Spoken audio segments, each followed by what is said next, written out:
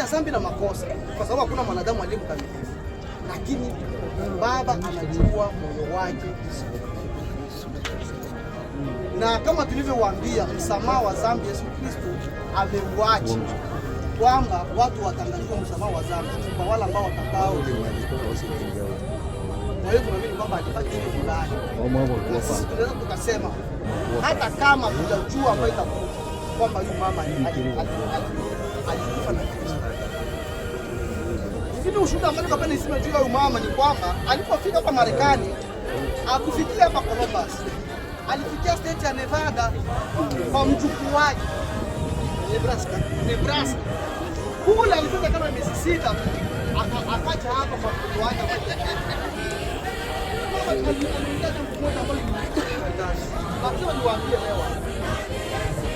alifika dada akaniambia, mtumishi mama amekuja hiyo asante, lakini hawezi kuja tena.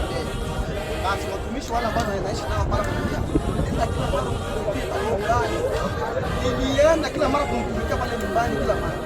Lakini siku ya kwanza mimi kufika pale, aliongea mambo ambayo mimi alinigusa. Nilikuwa mimi na shemasi ambaye alinisindikiza huko pale na mtoto wake yuko hapo.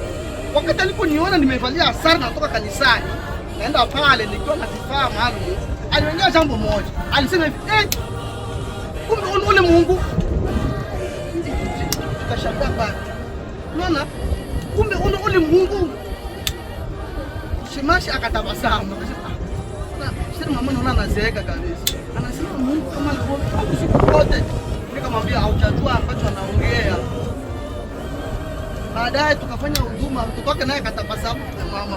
Naona sasa ni uzega. Anasema Mungu alikuona. Baadaye akaanza kutaja watumishi wote mnaowaona wote hapa nyuma yetu wote hao. Akaanza kuwataja kwa majina. Wote, ombelele mtumishi fulani, ombelele mtumishi fulani. Nikamwambia shemasi, amkopo unajua mbali aliongea kanisa la Kristo. Alikuwa anaongea kanisa la Kristo huyu mama. Kwa sababu walimwambia kumbe haya taule kanisa hapa leo. Sasa aliponiona tu navalia sare yake, kumbe Mungu anaona sema Mungu. Na yuko pale ambako kwa watendakazi wake. Wapendwa wangu kile tulikuwa nayo kubali Yesu Kristo wake kwa sehemu ya maisha yetu. Twende pale kwa wale ambao wanapewa mamlaka. Niliwaambia na kuwashuhudia ni kweli. Serikali ambayo itatawala pamoja na Kristo haitatoka sehemu nyingine, ni mtume. Watu ambao watatawala pamoja na Kristo kama wafalme na makuhani wataangaliwa na mtume. Kwa sababu tunajua lazima tuambie na hivi.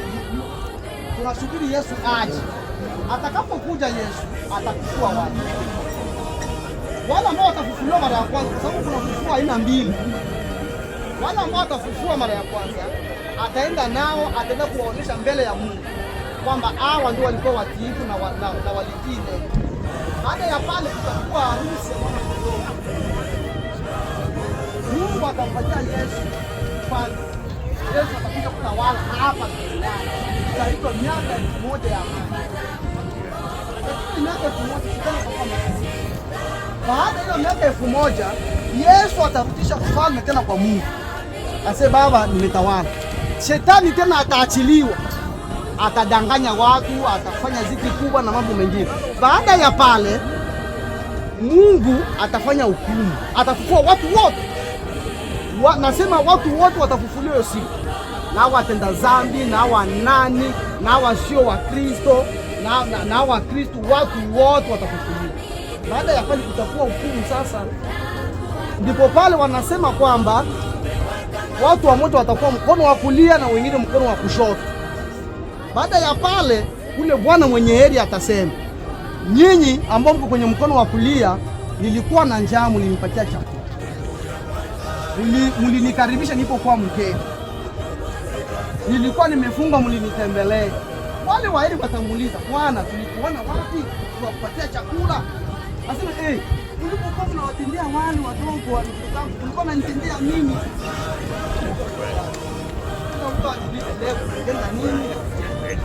Tutakapotenda ile atatutia kwenye mkono wa kulia na tutaingia katika ile Yerusalemu. Kisha pale Mungu atafanya uumbaji mpya.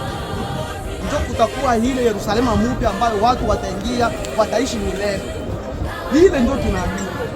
Kwa hiyo kila mtu atawali ni lazima aje ndani ya kiumbe ili awe kuhani na awe mfalme. Hapana ndugu, ile ndio tulinayo kwa ajili ya dada yetu. Dada Maua, tuseme kwamba mama, pumzika kwa amani. Kuna jambo ambalo napenda niongee, lakini kulingana na mazingira ya usalama na mambo mengine niko nashindwa kuongea, lakini nitaongea kweli na iwe kweli. Kuna vikaratasi vimeruka huko vinaonyesha miaka ya mama, si vile?